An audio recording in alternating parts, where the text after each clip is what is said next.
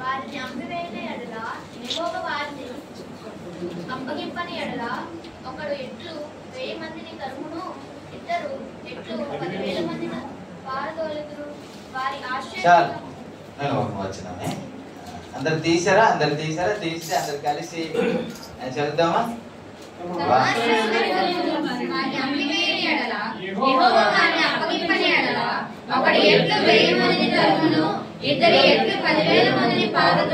ప్రభు ఈ మాటలు ఆశీర్వదించుగాక.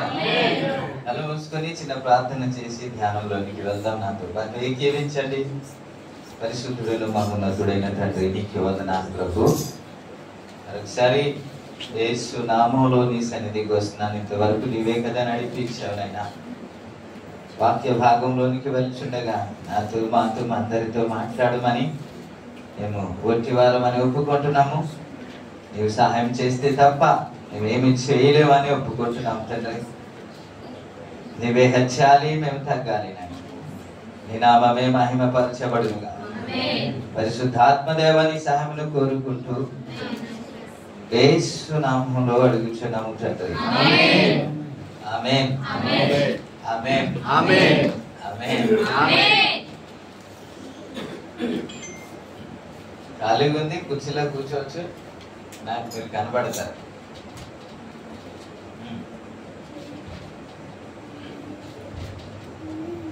మనం చదవబడిన లేఖనాను భాగాన్ని జాగ్రత్తగా మీరు చదవండి. 2వ భాగాన్ని నేను చదువుతున్నాను. ఒకడు ఎట్లు 1000 మందిని తరుమును, ఇద్దరు ఎట్లు 10,000 మందిని పారదోలును అన్నమాట. బైబిల్ మనం చదివితే మన జ్ఞానానికి వేరుగా ఉంటది, మన ఊహకు వేరుగా ఉంటది. అందుకే అప్పుడప్పుడు పాటలు పాడుతుంటారు పిల్లలు. ఊహకు అందని ప్రేమ నా యేసు ప్రేమ, వెలకు అందని ప్రేమ. ఊహకు అందది ఆయన ప్రేమ, ఊహించలేము ఎంత అని. ఆయన ప్రేమకు వెలకట్టలేము. చక్కని పాటలు మనం పాడుతూ ఉన్నాం, కానీ అర్థం తెలుసుకొని పాడితే ఎంత బాగుంటది. కాబట్టి వాక్యాన్ని మనం ఊహించలేము. ఆయన మాట్లాడుతున్న మాట మన ఊహకు మన తలంపులకు వేరుగా ఉంటది. అందుకే యేసు ప్రభు ఒకసారి దేవుడు మాట్లాడితే ఏమన్నాడంటే, మీ ఆలోచన కంటే నా ఆలోచన, మీ ఉద్దేశం కంటే నా ఉద్దేశం, నీ తలంపుల కంటే నా తలంపులు, ఆకాశములకు భూమికి ఎంత వ్యత్యాసం ఉందో అంత వ్యత్యాసం ఉంది అంట. మనకి ఇలాగ అనుకుంటాం కానీ ఆయన మాట్లాడింది వేరు. ఇప్పుడు ఎందుకని ఈ మాటకి వెళ్ళాను జ్ఞాపకం చేస్తాను. ఒకడు 1000 మందిని తరిమితే ఇద్దరు ఎంతమందిని తరమాలి? లెక్కలదా? ఎంతండి? 2000 మంది. లెక్కలదే మల్టిప్లై చేసేస్తారా? ఒకడు 1000 తరిమితే ఇద్దరు. మీరు ఎప్పటికైనా మీరు అడగండి, ఇది ఎట్లు అంటే ఇది తప్పే అంటారు. ఇద్దరు 10,000 మంది ఏంటండి? ఇద్దరు 2000. మీరు ఏ జ్ఞాని అయినా సరే ఎవరికైనా అడిగితే ఇది తప్పే అంటాడు, ఈ లెక్కలు తప్పే అంటాడు. అయితే యేసు ప్రభు మాట్లాడింది, దేవుడే మాట్లాడింది, పరిశుద్ధాత్మ దేవుడే మాట్లాడింది తప్పు అందామా అంటే? ఆయన తప్పు పట్టగలిగిన వాడు ఎవడున్నాడు? ఆయన అనంత జ్ఞాని అయిన దేవుడు కదా. ఎవరికైనా జ్ఞానం ఉంది అని అంటే ఆయన ఇచ్చిందే కదా. సొలొమోను భూమి మీద ఉన్న వారి అందరికంటే జ్ఞానవంతులు అన్నారు, ఆయన ఇచ్చిందే కదా. ఆయన అడిగాడు, దేవుడు ఇచ్చాడు, కానీ సొంతంగా ఆయన సంపాదించింది ఏమి కాదు. మరి జ్ఞానాన్ని ఇచ్చిన దేవుణ్ణే మనం ప్రశ్నించలేం కదా. ఆయన ఏం చేసినా సరే 3 కాలాలకి సరిపోయే రీతిగా మాట్లాడతారు కదా.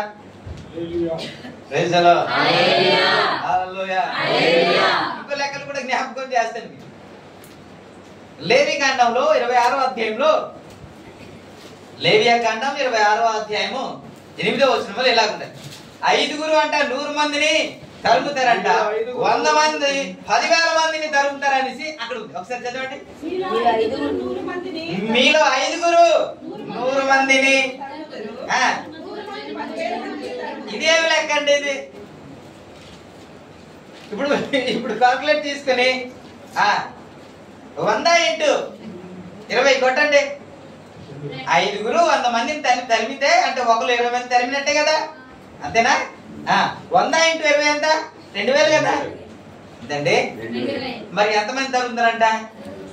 లెక్కలు మారుతుంది కదా, లెక్కలు మారుతుందా లేదా? ఖచ్చితంగా నువ్వు అన్నట్లేదా? మరి సీరియస్ గా ఉన్నారు. దేవునికి స్తోత్రం.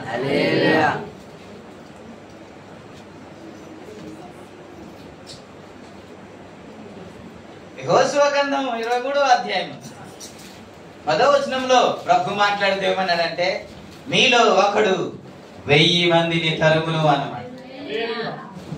ఈసారి 23:10. మీ దేవుడైన యెహోవా మీకు ఇచ్చిన మాట చొప్పున తానే మీ కొరకు యుద్ధము చేయును గనుక మీలో ఒకడు ఎంతమందిని? 1000 మంది. ఈ మాటలన్నీ ఎందుకు జ్ఞాపకం చేస్తున్నాను అని అంటే, ఆయన మాట్లాడిన ప్రతి మాట వాస్తవం అని. Praise the Lord. హల్లెలూయా. ఆ మాట సజీవమైనదని, బలము గలదని, నేటికి కార్యము చేయుచున్నదని జ్ఞాపకం చేస్తున్నాను. Praise the lord. ఈరోజు ఈ మాటే ఒక ఆశీర్వాదకరమైన మాటలు జ్ఞాపకం చేయాలని ఆశపడుతున్నాను. చాలా మంది ఆశీర్వదించబడాలని ప్రార్థిస్తున్నారు కదా, లేదా? ప్రార్థిస్తున్నారు. మనం ఇలా ప్రార్థన చేస్తాం, అడుగు వాటి కంటే ఊహించే వాటి కంటే అత్యధికముగా చేయగలిగిన దేవుడు. మాట మీకు తెలుసు కాబట్టి, దీని అర్థం మీకు తెలుసు కాబట్టి కొంచెం జ్ఞాపకం చేసుకుని ముందుకు వెళ్తాం. ఏది అడుగుతాం? ఎక్కడగా చెప్పండి. ఏది అడుగుతాం? ఏది అవసరమో అది అడుగుతాం. మన స్థాయికి తగ్గట్టు అడుగుతాం కదండి. మన కుటుంబానికి సరిపోయేది అడుగుతాం కదండి. అది సీరియస్ కదా. ఏది ఊహిస్తాం? ఏది ఊహిస్తాం? ఊహ అంటే ఏదైనా ఊహించవచ్చు కదా, ఏదైనా. అది జరగలేంది కూడా మన రెక్కలు వచ్చేసి ఆకాశంకి ఎగిరిపోయినట్టు ఊహించవచ్చు కదా, అన్ని ఊహించవచ్చు. ఊహించింది జరగదు కదా, ఊహించింది జరగదు.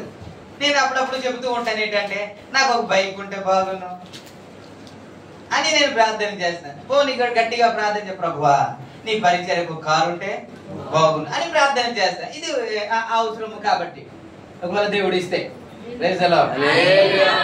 ఇవ్వాలి. కానీ మనకి నేను ఇంకోటి ఊహిస్తాను, నాకు ఫ్లైట్ ఉంటే బాగుంది కదా.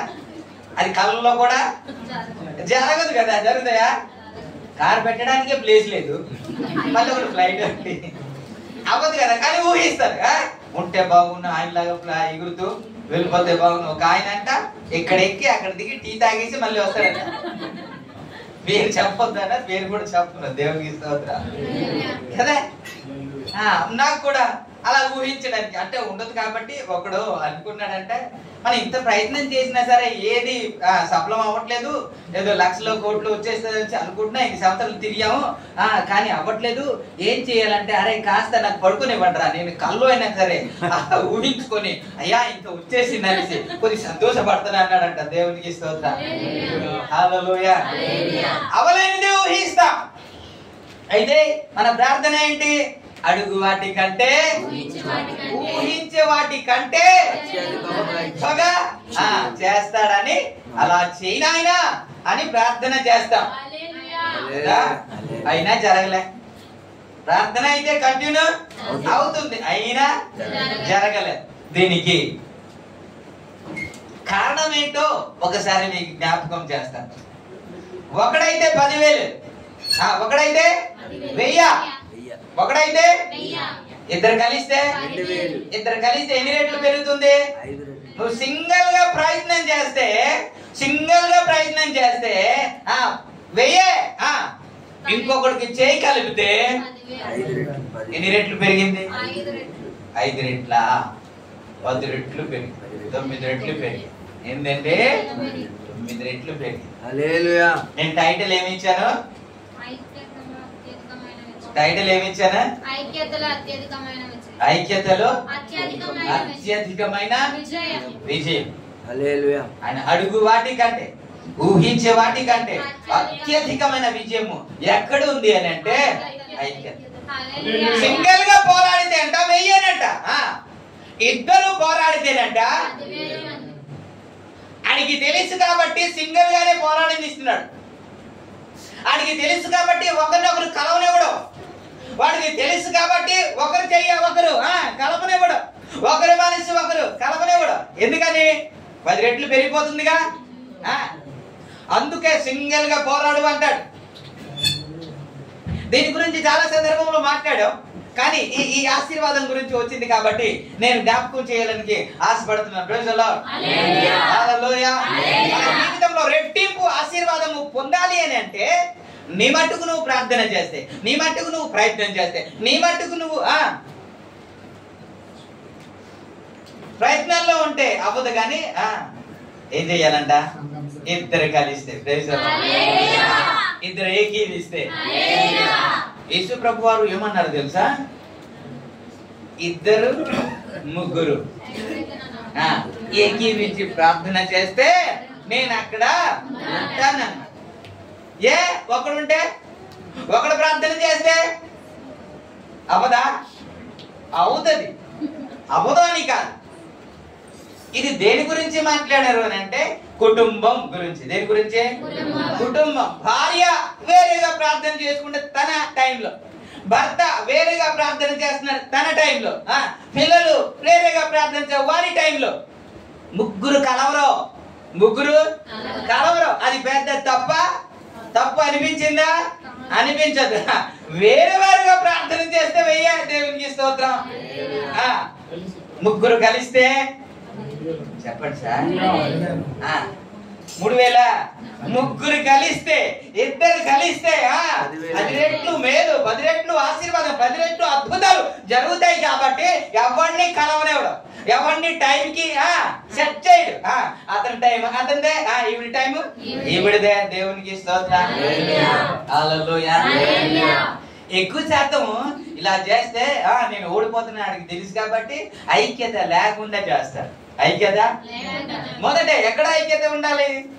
కుటుంబంలో ఉండాలి, ఆ తర్వాత సంఘంలో ఉండాలి, ఆ తర్వాత సమాజంలో ఉండాలి. కానీ కుటుంబంలో ఉండదు, సంఘంలో ఉండదు, సమాజంలో ఉండదండి. ఐక్యత ఉండదు. కానీ దేని గురించి ప్రార్థన చేస్తాం? ఆశీర్వాదం గురించే ప్రార్థన చేస్తాం, మేలు గురించే. కుటుంబం అనే పదం ఎత్తాను కాబట్టి నేను జ్ఞాపకం చేస్తాను. భార్య భర్తలు ఎలా ఉండాలి? ఎక్కువ శాతము పెళ్లి చేసుకున్న తర్వాత ఎందుకు విడాకులని, ఎందుకు గొడవలని, ఎందుకు సమస్య అని అంటే ఈవిడ గారు వారి తల్లిదండ్రుల్ని విడిచిపెట్టదు, ఇతను గారు వీళ్ళ తల్లిదండ్రుల్ని విడిచిపెట్టదు. నా తల్లిదండ్రులు అంటాను, నువ్వెవరు చెప్పడానికి? నా తల్లిదండ్రులు ఎలాగుండా ఉండడానికి అంటే ఈవిడ గారు అక్కడే వచ్చింది, ఇంకెక్కడ రాదు. ఏ కుటుంబమైనా చూడండి అక్కడే వస్తుంది.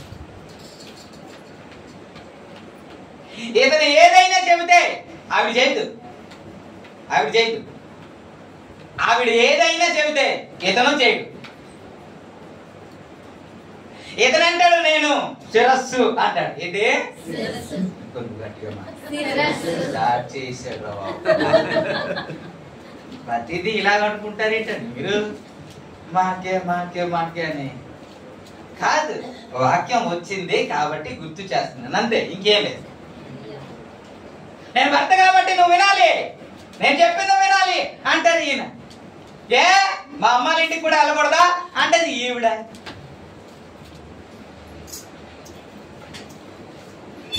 వీళ్ళిద్దరు కలవరు. మరి వీళ్ళిద్దరు కలిసి దేని గురించి ప్రార్థన చేస్తారు చెప్పండి? వీళ్ళిద్దరు కలిసి ఆశీర్వాదం గురించి ప్రార్థన చేస్తారు. వీళ్ళు వీళ్ళిద్దరూ ఐక్యతగా ఉండరు. ఒకరి మాట ఒకరికి పడదు, బొత్తిగా ఉండదు. ఈయన మాట ఈయనదే, ఆవిడ మాట ఆవిడదే. వీళ్ళిద్దరు కలిసి ప్రార్థించారు, ప్రభువా మమ్మల్ని ఆశీర్వదించాలి కదా. ప్రభు నామానికి మహిమ కలుగునుగాక. ఎక్కడున్నాం? ఐక్యతలో ఆశీర్వాదం కదా. ప్రభు నామానికి మహిమ కలుగునుగాక. కొంతమంది అయితే నేను చూస్తూ ఉంటాను, తల్లిదండ్రుల గురించి భార్యను విడిచిపెట్టడానికి కూడా ఇష్టపడతారు. తల్లిదండ్రుల గురించి ఎందుకని? తల్లిదండ్రులు అంతగా ప్రేమిస్తున్నారు కాబట్టి. కానీ బైబిల్ ఏం చెప్పింది? బైబిల్ ఏం చెబుతుంది? ఆదికాండంలో 2వ అధ్యాయమా 24వ వచనమా ఇది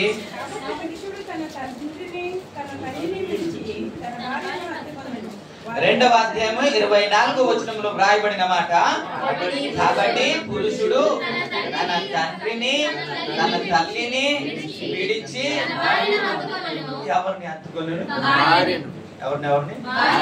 ఎవరిని విడిచును?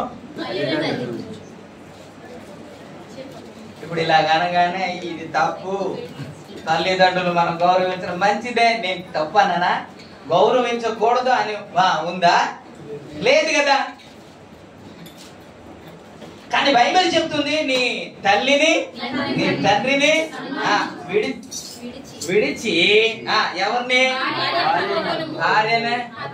ఇప్పుడు పాస్టర్ గారు కరెక్ట్గా చెప్తున్నారు, ఆయనకి సరిపోయింది అనుకుంటారేమో మీ ఆయన గురించి నీ గురించి మాట్లాడటానిక. ఏసు రక్తం ఏ చేయి స్తోత్రం.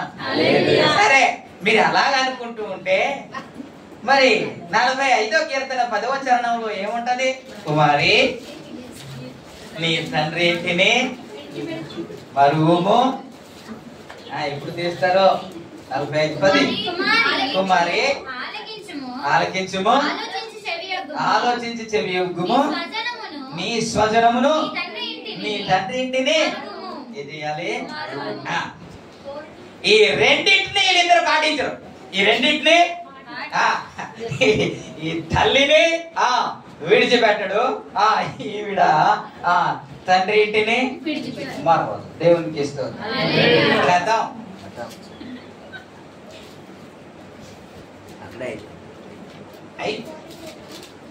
ఈవిడ అక్కడికి వెళ్ళడం మాందు, ఇతను ఇక్కడికి వెళ్ళడం వెళ్ళొద్దు అని బైబిల్ చెప్పలేదు. తల్లిదండ్రుల్ని చూడొద్దు అని బైబిల్ చెప్పలేదు. తల్లిదండ్రుల్ని ప్రేమించవద్దు అని చెప్పలేదు.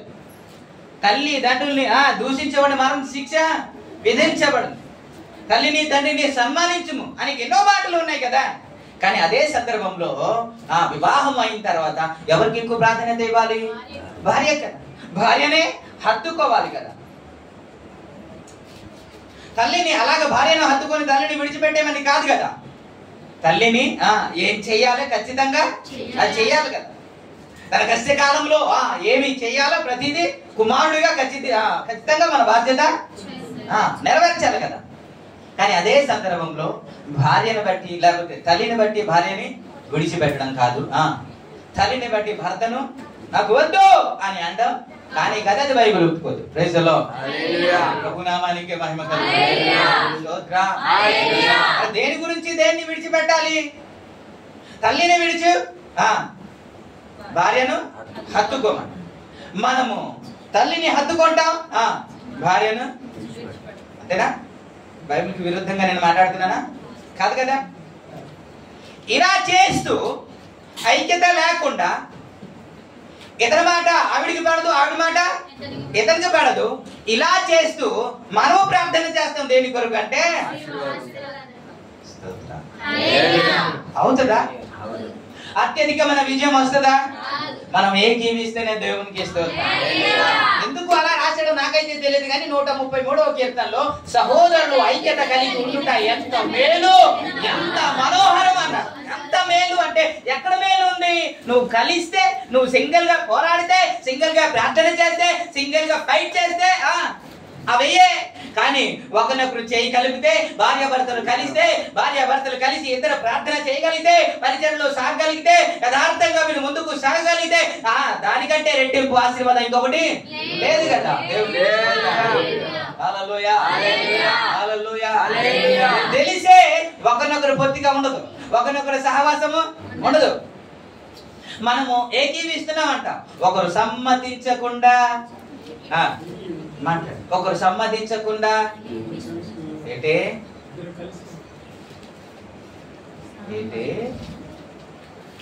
ఒకరు సమ్మతించకుండా ఇద్దరు కూడి నడుతురా అన్నమాట అంట. ఇద్దరు కూడి అంటే ఇద్దరు సమ్మతించకుండా కూడి నడవలేరు అని కదా. సమ్మతిస్తేనే కూడి నడుస్తారని కదా. మనం ఏకీవిస్తాం అన్నట్టే ఉంటది. ఒక్కొక్క మాట మీకు జ్ఞాపకం చేస్తాం. ఏకీవిస్తున్నాము అన్నట్టే ఉంటది, కానీ ఏకీవించం. ఏంటి సంఘంలో, కుటుంబంలో ఎలా ఉంటది, సంఘంలో కూడా అలా చిన్న చిన్న సమస్యలు వస్తాయి, మాట వస్తాయి, హట్ అయ్యే పరిస్థితి వస్తాయి. ఎవరిని తిట్టినా, ఎవరిని ఏమన్నా సరే బాధ అనిపిస్తుంది. నేను కాదన్న, బాధ అనిపిస్తుంది. ఎప్పుడైనా ఎవరైనా ఏదైనా మనకి అంటే మనము బాధపడతాం కదండి. బాధపడిన తర్వాత ఒక నిర్ణయానికి వస్తా. ఏంటో తెలుసా, నేను వాళ్ళ ఇంటికి వెళ్ళకూడదు, వాళ్ళ ఇంటికి నేను వెళ్ళకూడదు, నేను వారితో మాట్లాడకూడదు, వారితో సహవాసము చేయకూడదు, వారి ఏది ఇచ్చినా అని ఒక నిర్ణయం తీసుకున్నారు కదండి. ఆ నిర్ణయం తీసుకున్న తర్వాత ఎవడు చెప్పినా వినం. నేను అనుకుంటాను సాక్షాత్తు దేవుడే దిగి వచ్చి ఎవరే బాబు పర్లేదురా బాబు, పర్లేదు చేయరా బాబు అన్నా వినం. ఎవరు ప్రార్థన చేస్తారు? వీళ్ళే ఆశీర్వాదం గురించి ప్రార్థన చేస్తారు. సమ్మతిస్తే ఏం చేస్తాం? ఏకీవిస్తాం.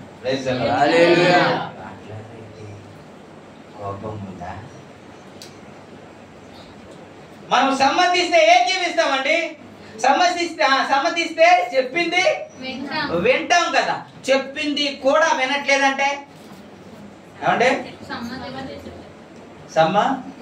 సమ్మతించకుండా ఇద్దరు నడవలేరు కదా. ఇద్దరు నడవకుండా ఏకీవించినట్టు లేదు కదా. నువ్వు ఏకీవించకుండా ఎంత పోరాడినా సరే ఆశీర్వాదము మీరు చూసుకోండి, అంతే ఆశీర్వాదం ఉంటది. దేవుడు రెట్టింపు ఆశీర్వాదం ఇవ్వాలి. ఇప్పుడు మనం ఏదైతే సంపాదించాం 10,000, 15,000, 15,000, 20,000 అది ఏదో రెట్టింపు ఆశీర్వాదం కాదండి. అది రెట్టింపు ఆశీర్వాదం కాదు. మీరు ఓబేదోదం గురించి చూస్తారు కదండి. 3 నెలలు తన ఇంట్లో దేవుని మందసం ఉంటే రాజ్యం అంతటికి తెలిసిపోయింది. దేవుడు ఓబేదోదము దీవించేశాడని దేవునికి స్తోత్రం. ఇదా నెలకు 20,000 ఇచ్చి ఉంటాడా? నెలకు 15,000 ఇచ్చి ఉంటాడా? కొన్ని నెలకు 15,000, 30,000 ఇచ్చి ఉంటాడా? దాన్ని బట్టి రాజు కూడా తెలిసిపోయిందా? ఎలా ఆశీర్వదించాడో తెలియదు, కానీ అతను ఆశీర్వదించబడినట్టు అందరికీ తెలిసిపోయింది. హల్లెలూయా. ఆశీర్వాదం అంటే అలా అండి. దేవుని రెట్టింపు ఆశీర్వాదం అంటే అలా ఉండాలి. మనం పొందాలి అని అంటే మనం చేయాల్సింది ఏంటంటే ఒకరినొకరు చేయగలుపుకోవడమే, ఒకరి మాట ఒకరు సమ్మతించుకోవడమే, ఒకరికొకరు ఏకీవించుకోవడమే.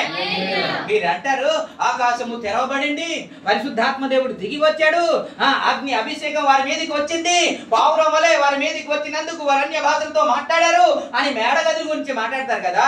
వాళ్ళు ఎలా ప్రార్థన చేశారు? అపొస్తలుల కార్యం 1:14 ఇంతమంది ఉన్నారు అని మాట్లాడుతూ కింద 2 లైన్లో ఏమని ఉంటదంటే తెలుసా?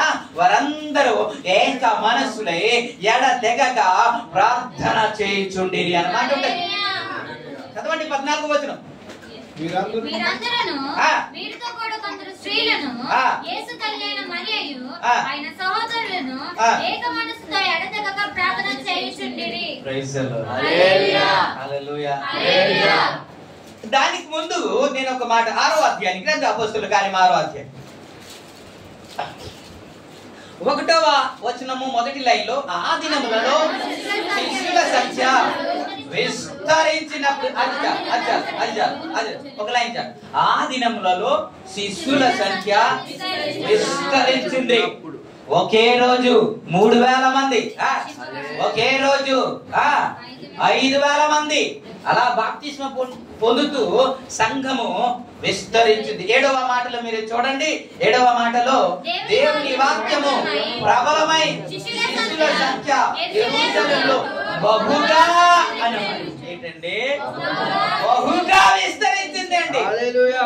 సంఘము దేవునికి ఏదంటే సంఘము బహుగా విస్తరించడానికి, బహుగా ఆశీర్వదించబడ్డానికి, లేకపోతే అత్యధికముగా ఆశీర్వదించబడ్డానికి కారణం ఏంటి అని అంటే, ఇప్పుడు ఒకటి చూసుకున్నాం ఏంటో తెలుసా, వారు ఏక మనస్కులే. ఎలాగంటే ఏక మనస్సు.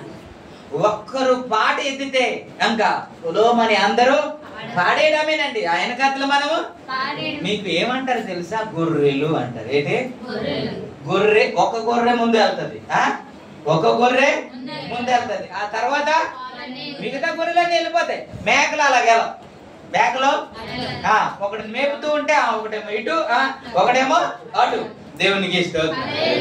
అందుకే ఒకళ్ళు పాటలు పాడడం స్టార్ట్ చేస్తే ఏం చేయాలి తెలుసా, మనకు కూడా ఇది మొదట్లో ఉండేది. ఎప్పుడు మొదట్లో ఉండేది, ఇప్పుడు కొద్దిగా తగ్గింది.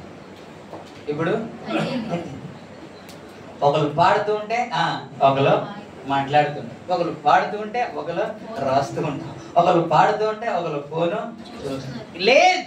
తెలుసు అడిగి మీరు అదే మీరు చూడండి 4వ అధ్యాయానికి రండి. అపొస్తలుల కార్యం 4వ అధ్యాయము 32లో విశ్వసించిన వారందరూ ఏక హృదయము ఏక ఆత్మయు గలవారై ఉండిరి. ఎవడును తనకు కలిగిన వాటిలో ఏదియు తనదని అనుకొనలేదు, వారికి కలిగినదంతయు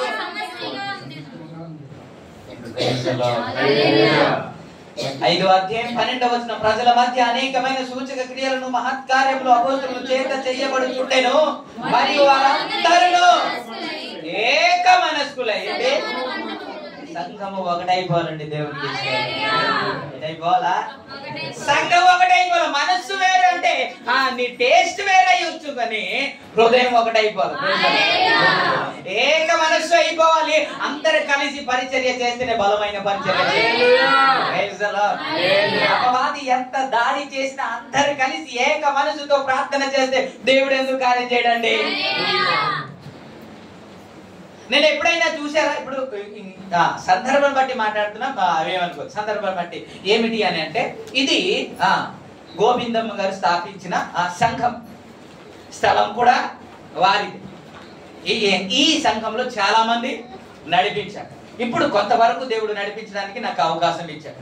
ఇది నా సంఘం కాదు కదా, నాకు ఏమైనా కానుకిస్తే పట్టుకొని వెళ్ళిపోతాను అంతే, అంతవరకు అని ఎప్పుడైనా నేను అలా ప్రవర్తించానా?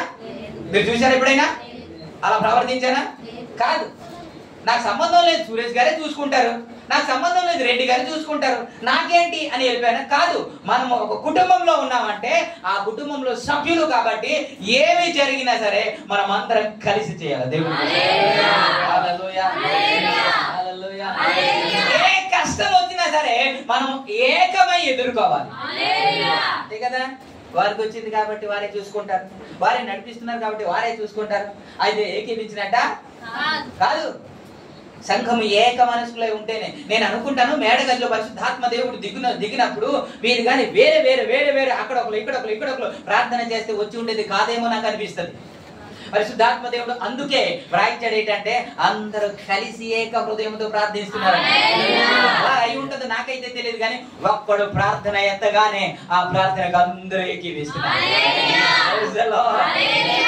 ఒక్క మాట చెప్పగానే దానికి ఏకీవించి ప్రతి ఒక్కరు ప్రార్థన చేస్తుండగా పరిశుద్ధాత్మ దేవుడు వారి మీదకి దిగి వచ్చాడు. బలమైన కార్యము జరిగిందంట. ఆ పరిశుద్ధాత్మ దేవుడు దిగి వచ్చినందుకు, ఆ నింపబడిన ఆత్మతో నింపబడి మాట్లాడినందుకు 3000 మంది రక్షించబడ్డారు. అత్యధికమైన, ఇప్పుడు మనం ఆ గొంతు చించుకొని మాట్లాడితేనే ఒక్క వ్యక్తి కూడా రక్షించబడట్లేదు, కానీ 3000 మంది రక్షించబడ్డం, మారు మనసు పొంది బాప్తిస్మం తీసుకోవడం అంటే అంత ఈజీ అయిన పని కాదు కదా. ఒక్క వ్యక్తిని నడిపించడానికి ఎంత కష్టపడుతున్నాం కదా. ఒక వ్యక్తిని నడిపించడానికి మరి ఎంత అత్యధికమైన విజయం కావాలంటే ఏమవ్వాలి తెలుసా? అందరూ కలిసిపోవాలి. అందరూ భేదాభిప్రాయం ఏమైపోవాలో తీసేయాలి హృదయం నుంచి. హృదయంలో ఉంటే మనం ఏకీవించలేం. హృదయం ఏం లేకుండా ఉంటేనే ఏకీవిస్తాం. ఏకీవిస్తేనే రెడ్డికి ఆశీర్వాదం. ఒకడు ఇక్కడ వ్రాయబడింది ఇలాగండి అంటారేమో, మీరు తర్వాత చదివి. ఇప్పుడు కీర్తన 91వ కీర్తనలో ఏమని ఉంటది?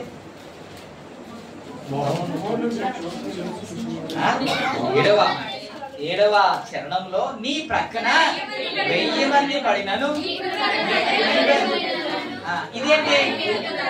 అక్కడ మనం చూస్తాం, ఒకడు ఎట్లు 1000 మంది తరుమును, ఇద్దరు ఎట్లు 10,000 మందిని అని ఉంటది కదా. ఇక్కడ ఏమని ఉంటది? నీ పక్కన 1000 మంది, కుడి పక్కన 2000 మంది అన్నారు కదా. 2000 మంది అన్నారు కదా. కుడి పక్కనేమో 10,000 మంది అంట, ఇటేమో 1000 మంది అంట. ప్రేక్షలో దీన్నే ఏకీవించడం. హల్లెలూయా.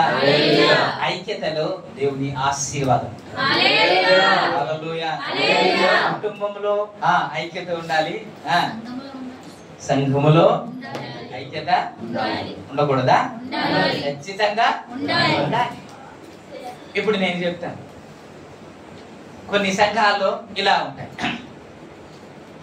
నేను పాస్టర్ కాబట్టి మీరు నా మాట వినాలి. మీకు వాక్యం తెలుసా? మరి తెలియకపోతే నోరు మూసుకుని ఉండాలి. నేను చెప్పింది మీరు వినాలి. మీకేం తెలుసు మీకు అని అంటే అవుతా? విశ్వాసులకి పాస్టర్ గారే ఏకీవించాలి. పాస్టర్ గారికి విశ్వాసులు, పెద్దలు ఏకీవించాలి, పాస్టర్ గారు ఏకీవించాలి, అందరూ కలవాలి. హల్లెలూయా. హల్లెలూయా. ఇక్కడ పాస్టర్ గారు గొప్ప కాదు, విశ్వాసులు గొప్ప కాదు, ఇక నడిపించేవారు గొప్ప కాదు. అందరూ ఆయా దేవుడు మనకు అప్పగించిన పనిని నెరవేరుస్తారు. హల్లెలూయా. అపోస్తలుల కార్యము 20వ అధ్యాయము, అపోస్తలుల కార్యం 20వ అధ్యాయము 28వ వచనంలో పౌలు ఎఫెసీ సంఘంతో మాట్లాడు. దేవుడు స్వరక్తం నుంచి సంపాదించిన తన సంఘమును కాపాడుటకు కాయుటకు పరిశుద్ధాత్మ మిమ్మును దేనియందు అధ్యక్షులుగా ఉంచెను.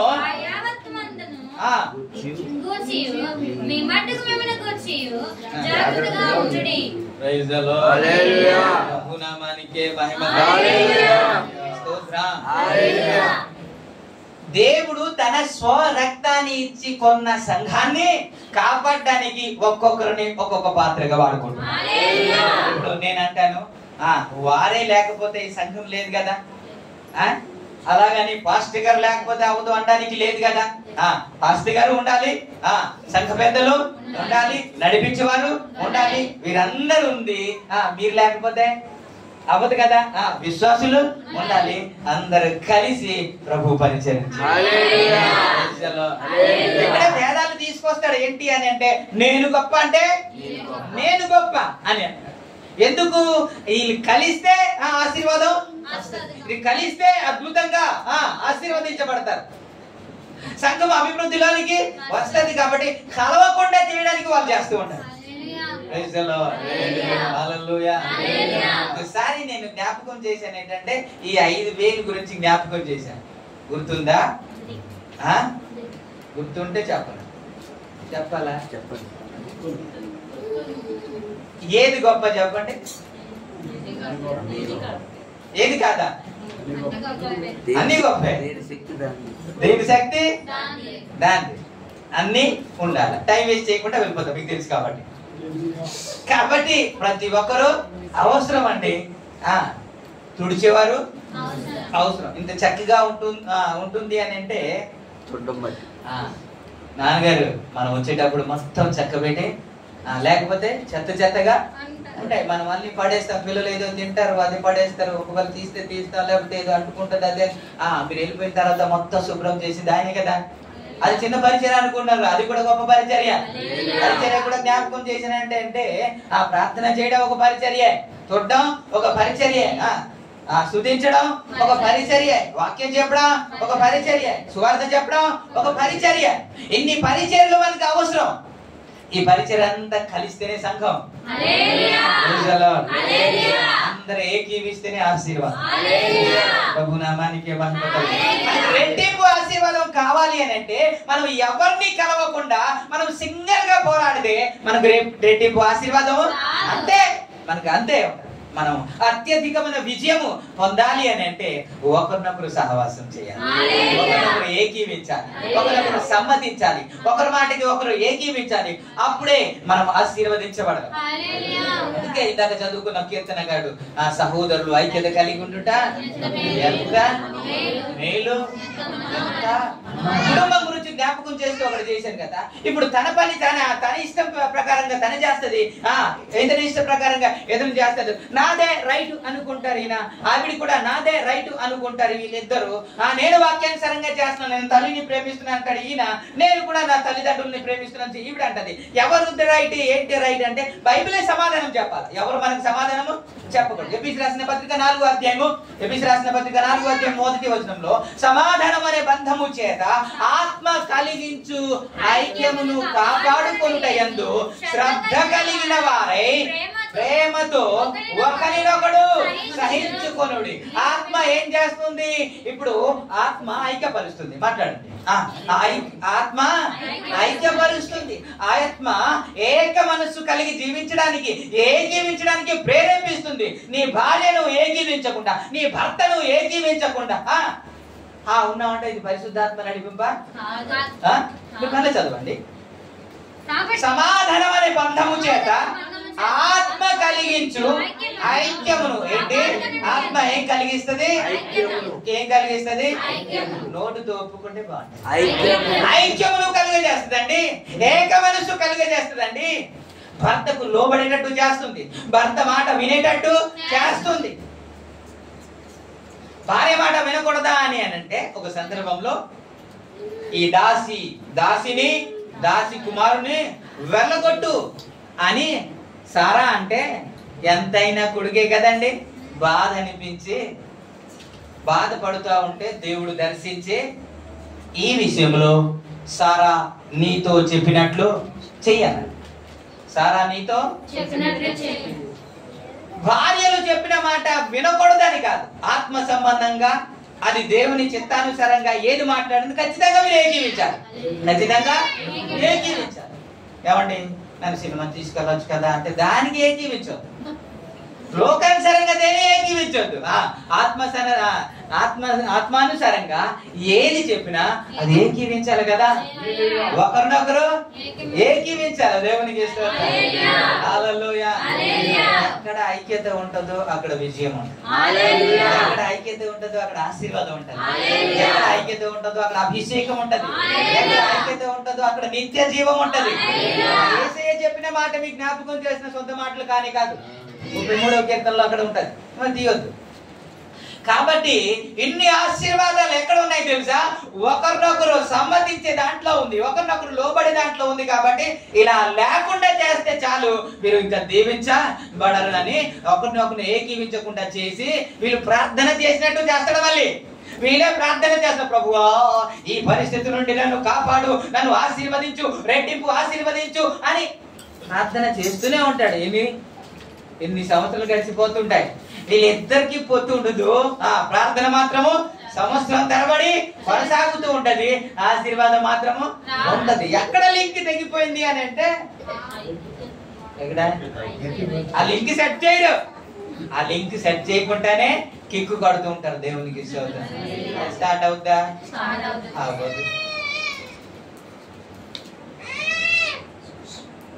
ఒకడు ప్లగ్ తీసేసి కొడుతున్నాడంట, ఇంకా స్టార్ట్ అవ్వట్లేదు. ప్లగ్ పెడితే కదా స్టార్ట్ అవుతుంది, అది తీసాడు. ఏదైతే కరెంట్ వెళ్తుందో అది తీసేసి కొడుతున్నాడు. దేవునికి స్తోత్రం. స్టార్ట్ అవుతుంది. అలాగే ఎక్కడ అత్యధికమైన ఆశీర్వాదం? ఐక్యత. ప్రభు నామానికి మహిమ గడిచిన వారంలో రెడ్డి గారి ఇంట్లోనే ఒక మాట చెప్పిన ఆశీర్వాదకరమైన మాట. 115వ కీర్తనలో మనం చూసుకున్నాం కదండి. 115వ కీర్తనలో ఏమని 11వ వచనం నుంచి యెహోవాయందు నమ్మిక ఉంచుడి, ఆయన వారికి సహాయము, వారికి కేడము. మరచిపోలేదు, ఆయన మమ్మల్ని ఆశీర్వదించును, ఆయన ఇశ్రాయేలీయులను ఆశీర్వదించును, అహరోను వంశస్థులను ఆశీర్వదించును. ఇదే మీకు జ్ఞాపకం చేస్తూ ఏమన్నానంటే, ప్రత్యేకముగా అహరోను అని పేరు ఎందుకు మెన్షన్ చేశాడు అని జ్ఞాపకం చేశాను. ఏంటంటే ప్రత్యేకముగా అహరోను అని ఎందుకు మెన్షన్ చేశాడు? ఇశ్రాయేల్ ప్రజలందరినీ కలిపేశాడు, కానీ ఒకే లేవి గోత్రం అనలేదు. లేవి గోత్రము అనలేదు. అహరోను వంశస్థులను దేవుడు దీవిస్తాడు అన్న. ఎందుకని అలా మాట్లాడనేసి మీకు జ్ఞాపకం చేశాను. అదే జ్ఞాపకం చేసుకోకుండా నేను ఇంకో మాట జ్ఞాపకం చేస్తాను. మీరు నిర్గమకాండం 17వ అధ్యాయానికి రండి. నిర్గమకాండం 17వ అధ్యాయానికి 17వ అధ్యాయానికి మనం 8వ వచనం నుంచి చూసుకుంటే, తర్వాత అమాలేకులు వచ్చి రెఫీదీములో ఇశ్రాయేలుతో యుద్ధము చేయగా మోషే యెహోషువతో, మన కొరకు మనుషులను ఏర్పరచుకొని అమాలేకులతో యుద్ధము చేయము. రేపు నేను దేవుని కర్రను చేత పట్టుకుని ఆ కొండ శిఖరం మీద నిలిచేదాన్ని. నేను యెహోషువ మోషే అన్నతో చెప్పినట్లు చేశాను. ఏంటంటే యెహోషువ మోషే తనతో చెప్పినట్లు చేశాను. మీరు భయభక్తి కలిగిన వారే, కానీ దైవ సేవకులు ఏం చెప్తారు మీకు? మీ పర్సనల్ మ్యాటర్లో దూరుతారండి. కాదు, భౌతికంగా ఏమైనా మీరు గద్దించి చెప్తారు కాదు కదా, ఆత్మ సంబంధంగానే ఏదైనా చెబుతారు. అయినా చాలా మంది ఏకీవించండి. చాలా మంది వింటారు, వెళ్ళిపోతారు. ఈ చెవిలో వింటాం, ఆ చెవిలో వదిలేస్తారు.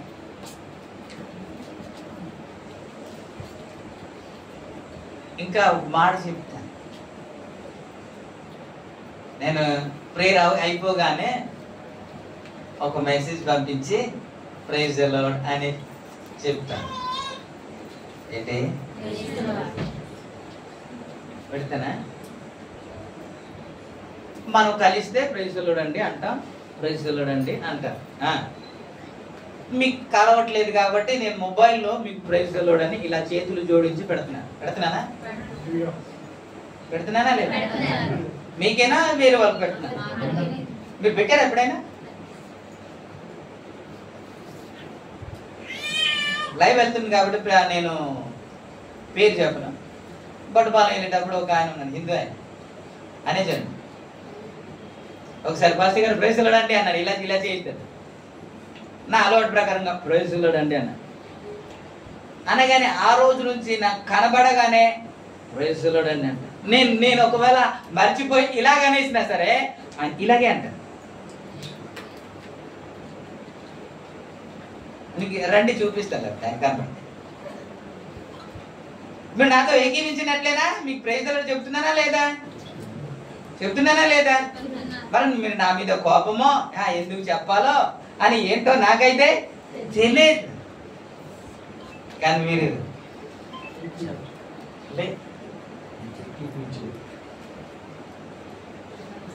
ఇంకా మీ కిందకి వెళ్తాను. ఈ మాట ఎందుకు చెప్తాను? ఇప్పుడు యెహోషువ వెళ్ళిపోయాడు కదండి. యెహోషువ యుద్ధానికి వెళ్ళిపోయిన తర్వాత ఎవరు వెళ్ళారు అని అంటే 10వ వచనంలో యెహోషువ మోషేతో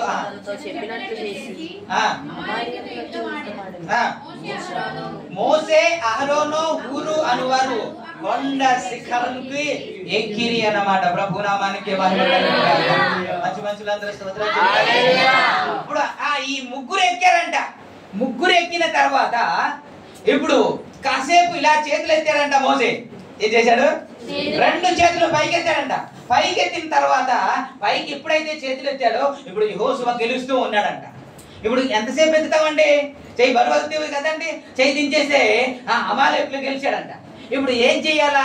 ఒక అరగంట లేకపోతే 10 నిమిషాలా లేకపోతే గంట కాదు కదా, యుద్ధం జరుగుతూనే ఉంది. ఇప్పుడు చాలా సేపు అయిపోయింది, చెయ్యి బరువు అయిపోయింది, కిందకి దించేశాడు. ఇప్పుడు వీళ్ళిద్దరు చూశారంట. ఎవరు? ఆరోను హూరు ఇద్దరు చూసి ఒక రాయి తీసుకొని వచ్చి కూర్చోబెట్టి ఒకవైపు ఒకడు చేతు ఇంకొకడు అలా చేతులు పట్టుకొని ఆకాశం వైపు చేతులు ఎత్తి ఉంటుండగా అప్పుడు యెహోషువ అమాలేకులను నిర్మూలము చేశాడు అన్నమాట. ఇది ఎందుకు మీకు జ్ఞాపకం చేస్తున్నానంటే, ఆరోను ఎవరు సార్? పెద్దోడు కదా. ఆరోను ఎవరు? అన్న కదా, అంతకంటే ముందు పుట్టినవాడు కదా. ఇప్పుడు ఆరోను ఏమనుకోని, అరే నీకెత్తడం ఏంట్రా, నేను నీ వెనకట్లా నేను రావడం ఏంట్రా, నేను పెద్దండ్రా, నీకంటే నేను ముందు పుట్టానురా, నువ్వు నా మాట వినాలిరా అనట్లేదు. అన్నాడా? అనలేదు సార్. ఎందుకు తెలుసా? ఎందుకు తెలుసా? అతడు దైవ సేవకుడు, దైవ జనుడని, దేవుడు అభిషేకించిన ఒక దైవ జనుడని గౌరవిస్తున్నాడు తప్ప ఇతడు తమ్ముడని కాదు, తమ్ముడు అని కాదు. ఇప్పుడు ఇది మాట్లాడుతుంటే నా గురించి అనుకోమాకండి. మనం ఎవరైనా ఏ దైవ సేవకులను గౌరవించడం అనేది దేని గురం అంటే చదువుని బట్టి కాదు, వయసుని బట్టి కాదు, హోదాని బట్టి కాదు, కారుని బట్టి కాదు, డబ్బుని బట్టి కాదు, ఇంకా దేని బట్టిని కాదు. ఆయన తరపున మాట్లాడుతున్నాడు కాబట్టి, ఆయన తరపున ఉన్నాడు కాబట్టి, అభిషేకించబడిన వాడు కాబట్టి మనం గౌరవించాలి. ప్రభునామానికి మనం ఏకీవించాలి. దేని బట్టి ఏకీవిస్తున్నాడు? ఇప్పుడు పెద్దోడు అయినప్పటికీ కూడా తమ్ముడు చేయి పట్టుకొని లేపాడండి ప్రేసలో. ఏకీవించకపోతే ఎలాగండి? ఏకీవించకపోతే అవ్వదు కదా. సమ్మతించకుండా ఇద్దరు కూడి నడవలేరు కదా. పదండి మనము, యెహోషువ ఏమో యుద్ధానికి వెళ్తున్నాడు, మోసే అన్నాడు పదండి మనం కొండ ఎక్కుదామంటే మోసే వెనక అట్లా ఎవరు వెళ్ళిపోతున్నారు? ఎవరు? వెళ్ళిపోతున్నారు సార్. దేవునికి స్తోత్రం. హల్లెలూయా. గడిచిన దినాల్లో మీకు అదే జ్ఞాపకం చేసిన ఏంటంటే 4వ అధ్యాయం నిర్గమకాండంలో ఆ పొదలో దర్శిస్తూ అటువైపు వెళ్తున్నప్పుడు ఆ పొద నుంచి దేవుడు మాట్లాడుతున్నాడంట. మోసే మోసే ఇక్కడికి రాకు, ఇది పరిశుద్ధమైన స్థలము అని అంటే నీ చెప్పులు విడువు అంటే చెప్పులు విడిచిపెట్టేశాడు. విడిచిపెట్టిన తర్వాత దేవుడు మాట్లాడుతున్నాడు, నేను నీ తండ్రి దేవుడను, అబ్రహాము దేవుడను, ఇస్సాకు దేవుడను, యాకోబు దేవుడను అని మాట్లాడిన తర్వాత ఆయన అటువైపు చూడటానికి భయపడ్డాడు. అప్పుడు ఏమంటున్నాడంటే, ఐగుప్తులో ఉన్న నా ప్రజల బాధను, వారి కష్టమును, వారి మొరను నేను విన్నాను, వారిని విడిపించడానికి నేను దిగి వచ్చేసాను అని అంటే నేను నీకు పంపిస్తాను రా అని అంటే, ప్రభువా పంపిస్తావు సరే, కానీ నమ్మరయ్యా, నా దేవుడు మాట్లాడాడు అని నేను కానీ చెప్పేస్తే నమ్మరు. ఆయన పేరేంటని అడుగుతారు అని అంటే దేవుడు అన్నాడు, నా పేరా ఉన్నవాడను అనువాడనని చెప్పు అని అంట. సరే అయ్యా నువ్వు పేరైతే చెప్పావు కానీ వారు నమ్మరు అని అంటే నీ చేతిలో ఏముంది అని, నీ చేతిలో పడే అని అంటే పడేశాడు. అయ్యో బాబాయ్ బావైపోయింది అని అంటే ఏం కంగారు పడకు, అది పట్టుకో తోక అని అంటే పట్టేసుకున్నాడు. కర్ర అయిపోయింది. నీ చేయి చాపు అన్నాడు, చేయి చాపాడు. నీ రొమ్మున పెట్టుకో అన్నాడు, పెట్టుకున్నాడు. ఏమైంది? కుష్ఠరోగం అయిపోయింది. మరలా పెట్టుకో అన్నాడు, మరలా తగ్గిపోయింది. ఈ రెండింటితో గాని నమ్మకపోతే నీ కర్రను తీసి ఏటి నీళ్ళ మీద కొట్టు, అది రక్తంగా మారుతుంది. అప్పుడు నమ్ముతారంటే, ప్రభువా ఇంతవరకు నీతో మాట్లాడాను కదా, మాట్లాడేటప్పుడు అలా నీకు తెలిసింది కదా నేను నత్తివాడనని, మరి నాకేందుకు, ఎవరు పంపాలను వారికే అబ్బే అని అంటే కాదు. మూగవాడికి నోరించింది ఎవడు? నేనే కదా. ఎల్లో నీ నోటికి నేను తోడై ఉంటానంటే ప్రభువా నాకు వద్దు. ఇన్ని చెబుతున్నప్పటికీ కూడా ఇన్ని చెబుతున్నానికి కూడా ఏకీవించట్లేదు. ఇప్పుడు ఆరోన్కి అంట, మీరు చదవండి 27వ వచనం 4వ అధ్యాయంలో, మరియు యెహోవా మోసేను అతడు వెళ్ళి దేవుని పర్వతం మీద అతన్ని కలుసుకొని అతని ముద్దు పెట్టుకుని, అప్పుడు మోసే తను పంపిన యెహోవా పలుకుతున్న మాటలన్నీ ఆయన ఏం చెప్పాడు దేవుడు? నీకేమో నేను దేవుడినంట, నీవు నాకేమో మాట్లాడేవాడిగా ప్రవక్తగా ఉంటావంట. ఎవరితో చెబుతున్నాడు? తమ్ముడేమో అన్నతో చెబుతున్నాడు, నేను నీకు దేవుడుగా ఉంటాను, నువ్వు నా కింద పని చెయ్యాలి అని దేవుడు చెప్పాడు అని అంటే, రే ఏమనుకుంటున్నావురా, ఏం మాట్లాడుతున్నావు అని అనాలవుద్దా? అలాగనకుండా దానిని ఏకీవించాడు. అందుకే ప్రభు ఆశీర్వదించాడు. అహరోను వంశస్థులను దేవుడు ఆశీర్వదించాడు. ఎందుకు తెలుసా? ఏకీవించాడు. దైవజనుడిని ఏకీవించాడు. ఏకీవించకుండా మనము ఆశీర్వదించబడలేము. Praise the lord. దైవజనుడు చెబుతున్నారు అని అంటే లోకంలో ఉన్న మాటలు ఎవరు చెప్పరు కదా, వాక్యానుసారంగానే చెప్తారు. అది కూడా కొన్నిసార్లు పక్కన పెట్టేస్తారు, కొన్ని పక్కన పెట్టేస్తారు. నేను చిన్న చూపు చూడొద్దు. ఒకసారి సమూయేలు తప్పు చేసిన తర్వాత, సౌలు తప్పు చేసిన తర్వాత, మొదటి సమూయేలు 15వ అధ్యాయంలో 25వ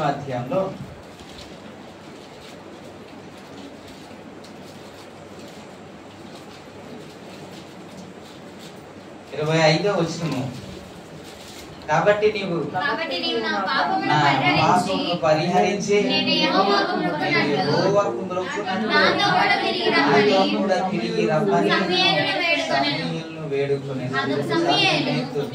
నీతో కూడా నేను తిరిగి రాను. నీవు యెహోవాను విసర్జించితివి కనుక ఇశ్రాయేలు మీద రాజుగా ఉండకుండా యెహోవాను విసర్జించెనని చెప్పి, ఇక్కడ మీరు చూడండి, నేను చదువుతున్నాను 27.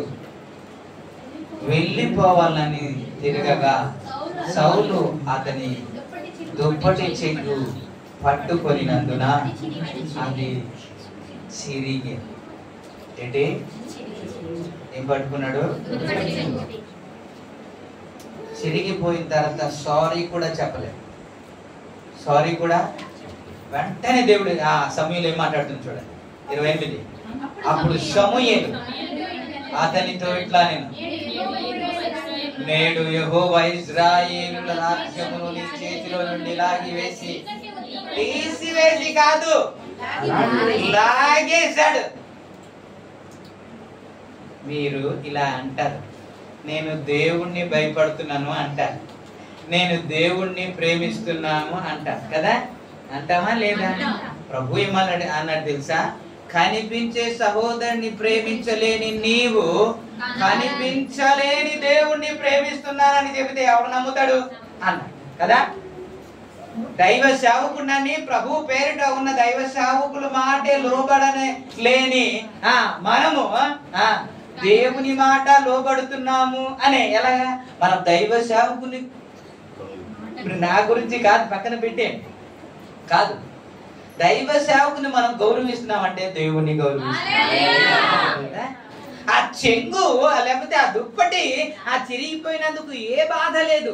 ఇంకో మాట చెప్తే సౌలు రాజు, దావీదు రాజు చూడండి 24లో 24వ అధ్యాయం 24వ అధ్యాయం 5వ వచనం. సౌలు వస్త్రమును తాను కోసెనని దావీదు మనస్సు నొచ్చి, అతడు యెహోవా చేత అభిషేకము నొందినవాడు కనుక యెహోవా చేత అభిషిక్తుడైన నా ప్రభువునకు నేను ఈ కార్యము చెయ్యను, యెహోవాను బట్టి అతన్ని నేను. అంటే కొద్దిగా చింపేసినందుకు ఎంత బాధపడుతున్నాడు. ఇతడేమో ఒక అభిషేకించబడిన దైవ సేవకుడు దుప్పటి చిరిగిపోతే ఏమీ లేదు, ఒక పశ్చాత్తాపము లేదు. ఇతడేమో ఒక అభిషేకించబడిన రాజు చెంగు కట్ చేసినందుకు బాధపడిపోతాడు. నేను అలాగా చెయ్యకూడదు కదా. ఇది చూశాడు దేవుడు. Praise the lord. దేవుడు అభిషేకించడానికి కారణం, రాజుగా చేయడానికి కారణం, రెండంతలుగా గొర్రెలు మేపుతున్న వ్యక్తిని రాజు సింహాసనం మీద అలా కూర్చోబెట్టడానికి కారణం ఏంటంటే ఇదే దేవుడికి హల్లెలూయా. దైవ సేవకులు అంటే గౌరవం, దైవ సేవకులు అంటే ఏకీవించడం, వారిని ఇబ్బంది పెట్టకుండా. ఇవన్నీ చూస్తే నాకు ఎందుకు ఇంతవరకు చెప్పలేదంటే ఈడి గురించి ఈడే చెప్పుకుంటారనేసి, నా గురించి కాదు, మనకి నేనే ఒకడు ఉన్నానా ఏమంటే నేనా దైవ సేవకుడిని కాదు. చాలా మంది ఉన్నారు. మీరు పొరపాటున పదజాలము వాడి ఆశీర్వదించకుండా మీరు ఉండిపోతారేమో అనే ఉద్దేశంతో మాట్లాడుతున్నాను అంతే. ఏ విధము చేత నేను ఆశీర్వదించబడాలన్నావు ఆశ. గడిచిన వారంలో అదే నేర్చుకున్నాం కదా. ఒకని ఆహారం పెడితేనంట మీరు నాకే పెట్టారు, ఒకరిని వస్త్రం ఇస్తే మీరు నాకే చేశారు, ఒకరిని చేర్చుకుంటే మీరు నాకే చేశారని దేవుడే అన్నాడు. అందుకే చెప్తున్నాను, ఆయన పేరు మీద ఎవరిని చేర్చుకున్నా దేవుడు తననే చేర్చుకున్నాడు. ఇప్పుడు నన్ను ఘనపరచువాన్ని నేను ఘనపరచుతాను అన్నమాట. ఇక్కడికి వచ్చి ప్రభువా నేను ఘనపరుస్తున్నానని పాట పాడితేనే అవుతుందా కదా? నేను ఘనపరుస్తున్నాను, నీ నామం హెచ్చింపబడును గాక అని అంటే అయిపోద్దా? కాదు కదా.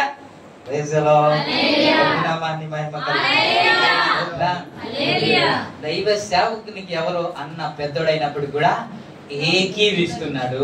ఆ ఏకీవించిన దాన్ని బట్టి ఆ కుటుంబాన్ని దేవుడు